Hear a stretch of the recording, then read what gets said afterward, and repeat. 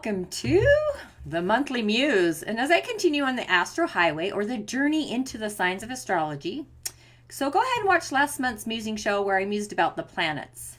And it was inspired by some beauties in a group I belong to. But let's continue on the Astro Highway, shall we? And let's remember that astrology is a language, and if you understand this language, the sky speaks to you. The greater universe. I love it. And again, as always, thanks for joining me for your monthly muse. And with all other things I have going on, I had to change up the musing show for 2019 and just go for a monthly. So if you haven't subscribed to my podcast, this year I'm coining the season as the Energy series, where last year, or season 2, was the Nature series. And I would love to see you subscribe and share it if you love it. And comment as well and let me know what you felt about it. So the signs are probably the best known parts of astrology. However, at the same time, they're the least understood. And a lot of confusion comes from the fact that the signs were named after constellations of fixed stars. And the confusion comes when most people assume that the signs and the constellations are one and the same. But that's never been the case. And did you also know that back in time, if you were to be a doctor, you needed to have an understanding of the signs, houses, and planets for your practice as a doctor? So in astrology, the signs are first and foremost, they're units of measurements, or the Earth's orbit around the sun, and they're measured by where they appear on this orbital plane, known as the galaxy or the sky, at least to me anyway. But the constellations share the names of the 12 signs of the zodiac, and fundamentally they're units of measurement. And the ancients observed that when planets were in different signs, they actually behaved differently, coloring how the planets actually express themselves. So as I said in an earlier musing show, the planets are the actors and the signs are the roles the actors play. So they're classified by an element and a model. They're building blocks coming from ancient Greece philosophy and their concept of the universe, that everything was made up of a combination of the 4 basic elements: earth, air, water, and fire. However, I allude on this more in my free upcoming video series that I'm creating entitled Love the Skin You're In. But each of these elements has a quality associated with it that's unique to each element. And the qualities of each symbolic element are derived from the qualities of the physical manifestations of that element. So fire signs are Leo, or Aries, Leo, and Sagittarius. And the element of fire represents the energy of life and of spirit. So fire is outgoing, energizing, transforming, along with being the most self-motivated of the elements. Fire signs are concerned with the question of identity, and they also tend to be more action-orientated than any of the other elements. They're intense, and they usually radiate great warmth and light, but in close quarters, they can also burn.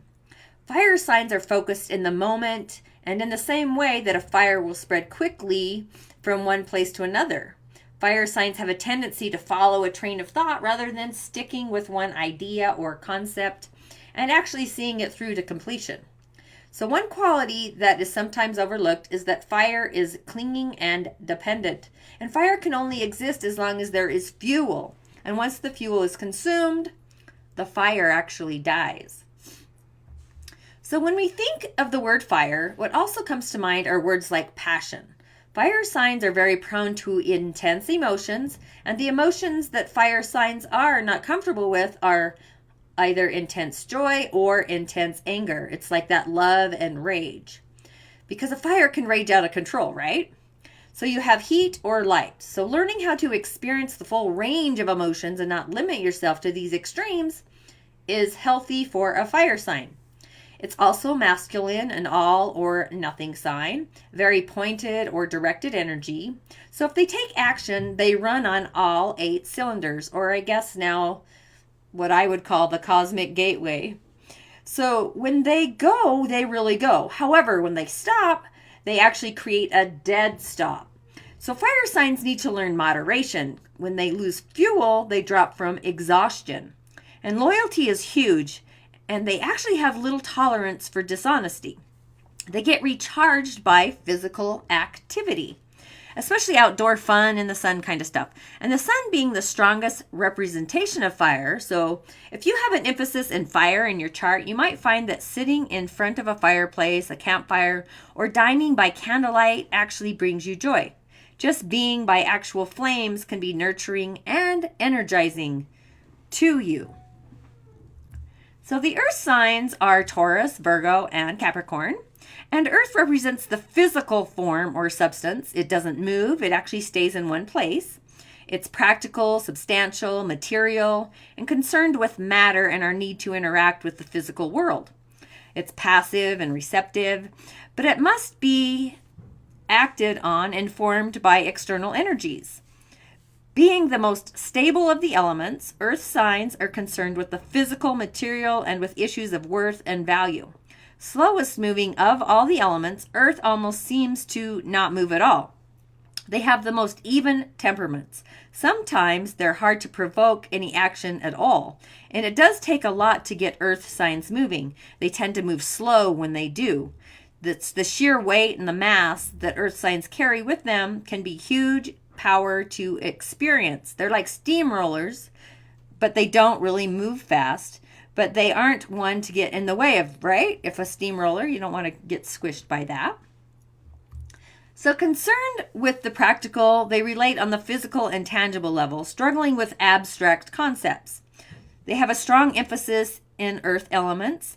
If you do, you tend to be very sensual and anchored in the physical, communicating best through your sense of touch, taste, and hearing, but far more relying on what the physical body tells you on any other information you might receive on a mental, intellectual, or verbal level.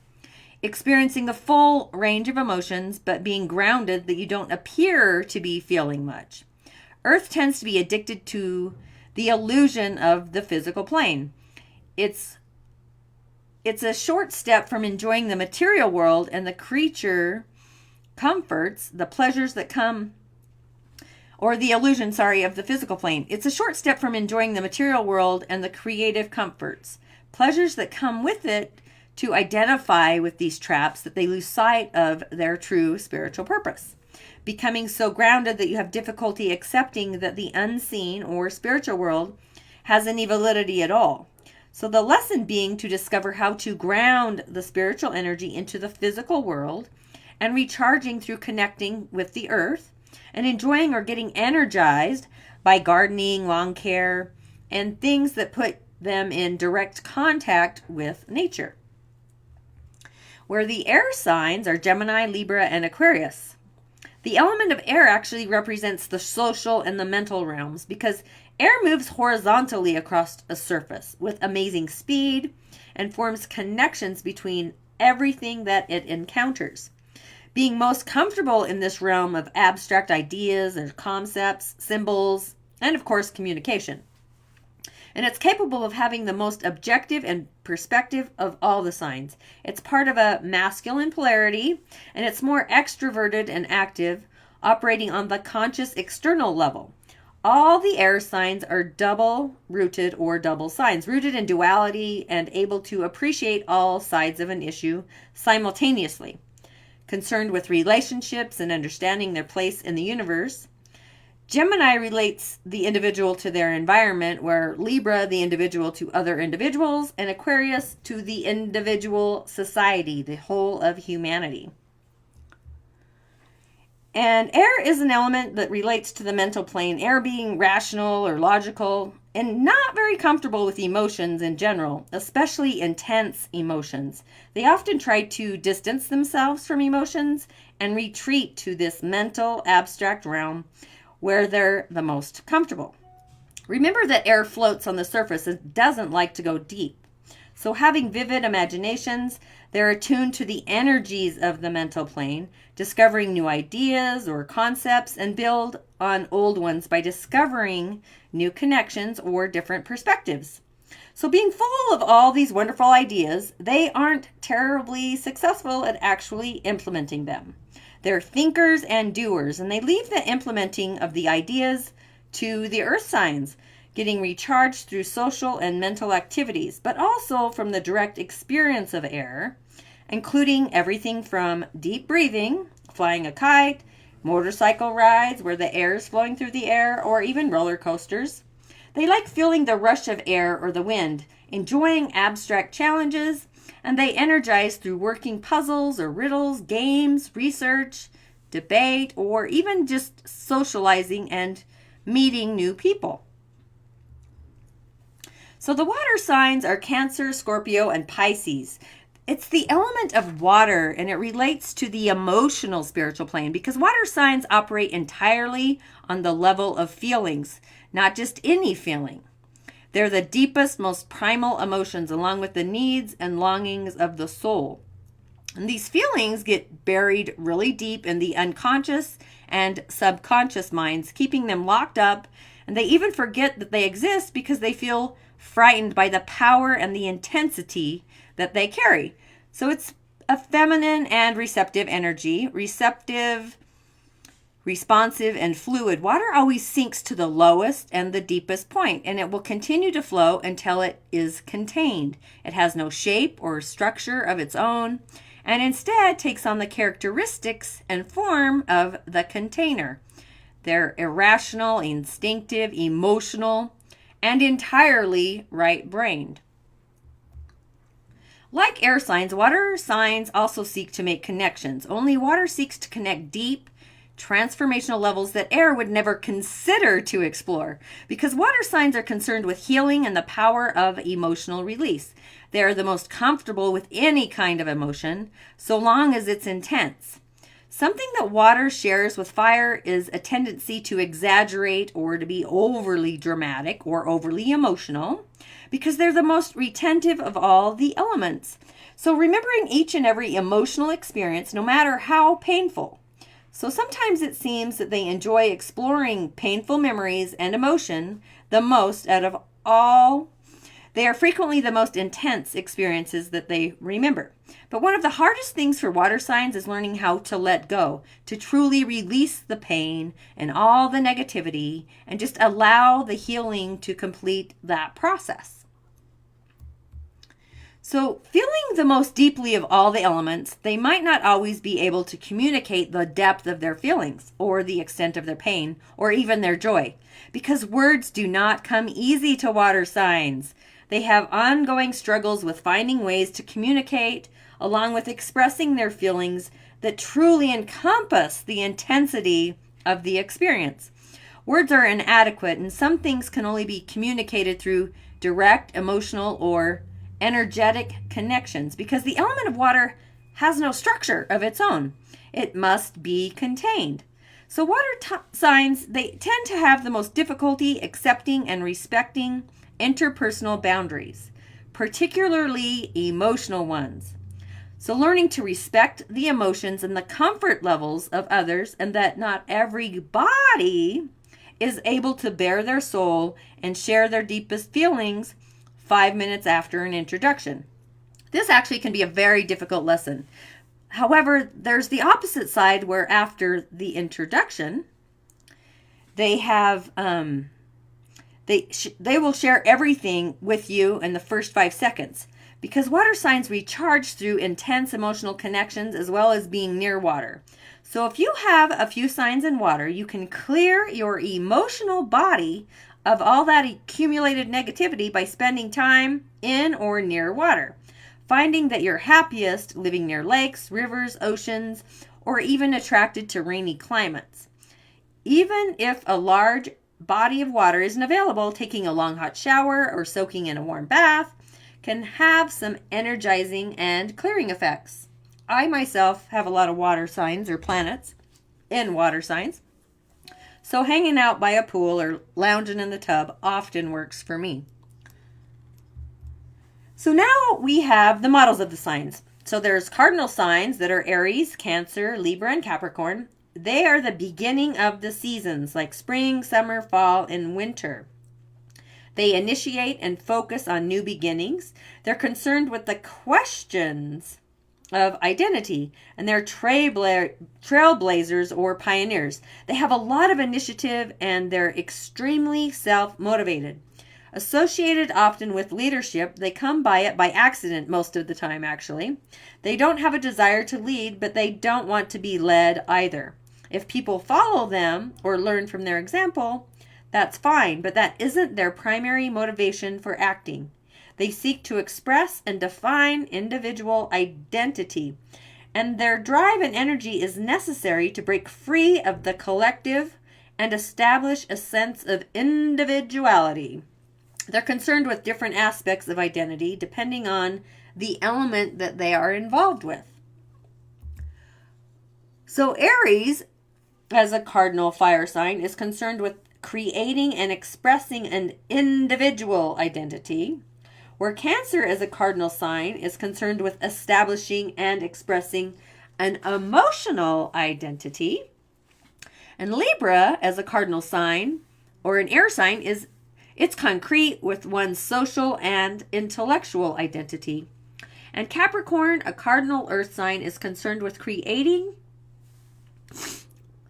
a physical and my eyes are watering. Woo. Concerned with creating a physical and tangible manifestation of identity. So they tend to be,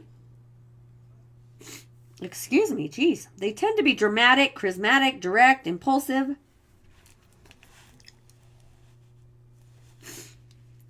But they also have some lessons to learn as well, because cardinal signs are only concerned with starting new things. They care little for seeing the venture coming to completion. They tend to lose interest quickly. They become bored when things start to get routine. So they start looking for something new to start. And they must learn the art of impulse control. They tend to act as soon as they get a new idea, rarely taking the time to think things through or create an organized plan of action. If they feel pressured, their first reaction is to defend it by counterattacking. They embody shoot first, ask questions later. Where fixed signs are Taurus, Leo, Scorpio, and Aquarius, and they are the middle of each season or the heart of the season. So when the weather changes, there's established and they have a steady rhythm of life that it's been reasserted, and they follow the cardinal signs. And they're concerned with sustaining and maintaining what's been initiated by those cardinal signs. They're concerned with questions of self-worth, stability, structure, and they want things to last. They have tremendous stamina and reserves, but aren't known for their speed. So cardinals are sprinters of the galaxy, and fixed signs are the marathon runners. Similar to the element of earth, they represent slow-moving but powerful force. They don't like change, and they tend to hold on to and follow their original course of action, regardless of whether or not it's the wisest choice at that time. So being concerned with the question of self-worth, they build on the identity issues established through the cardinal signs. They aren't concerned with expressing identity, but more with making sure that that identity has value and substance. So Taurus, an earth sign, is concerned with material and physical worth. Leo, a fire sign, with the value and the worth as individuals. Scorpio, a fixed water sign, is concerned with our emotional and spiritual worth. And Aquarius, which is an air sign, with our social worthiness. So fixed signs have stamina and persistence, and this makes them very formidable to deal with. Exceedingly stubborn, one of the most important lessons for fixed signs is to learn flexibility and be open to change. Because they're fixed on issues of self-worth, they tend to become invested in their ideas and their actions. And any suggestions that changes should be made, they're instinctively perceived as a personal affront or an attack on their worth as individuals. Their first response is to dig in their heels and actually resist it. And it isn't easy to say that they abhor change, but it's just the idea to make change has to come from within themselves, not from without or from somebody else. Where the mutable signs are Gemini, Virgo, Sagittarius, and Pisces. So they correspond to the end of each season when the weather is changing or preparing to change and transform into the next step, cycle, or season. They're flexible, adaptable, and they're concerned with change and with the completion of one cycle to start into the next one. And they're all about change, adjustments, tying up loose ends. Immutable signs are also known as common signs because they fall between the haste of the cardinal signs and the methodical plotting of the fixed signs. They represent the natural flow and their own time, and they're more aware of the complete dynamics of the cycle of birth, growth, death, and rebirth. They actually strive on keeping things moving smoothly along the wheel, being concerned with completion, healing, and becoming whole. They follow and build, not the work, sustain, and maintenance by the fixed signs, representing the universal law that in order for one cycle to begin, the previous one must end. So, Gemini is the mutable air sign, is concerned with completing our social and intellectual selves, where Virgo, the earth sign, is concerned with completing and perfecting the physical plane. And Sagittarius, a mutable fire sign, is concerned with completing our individual identities. And Pisces, a water sign, is concerned with completion and healing our emotional and spiritual natures. So mutable signs are known for their flexibility along with their ability to adapt to and handle just about any situation, ignored to keep events moving towards ultimate completion. Mutable signs, however, are sometimes too flexible, and they're also easily influenced by external forces and too scattered to affect any kind of change. So when a mutable sign is confronted, the first response is to change its nature, to adapt, to avoid, to do anything it can to avoid an actual confrontation. What mutable signs need to learn more than anything is focus, and they tend to be concerned with so many different details at one time. That results in their energy dissipating and becoming ineffective. What you have to realize about all the planets and all the signs, everybody has them in their chart. In whatever house they go into, it actually represents that story. So we're just building this all up in these astrology series shows. So next month, I want you to tune in for the Musing Show because I'm going to get into the signs themselves. But for now, you can muse about whether you are a fixed sign, a cardinal, mutable sign, and what that element says or speaks to you. But I'm going to continue with this mini Astro series in a month. But as always, thanks for listening, liking, and more importantly, thanks for sharing. And if you have a musing show that you're curious about, go ahead and comment, let me know, and I will see you on the other side. Thanks for tuning in.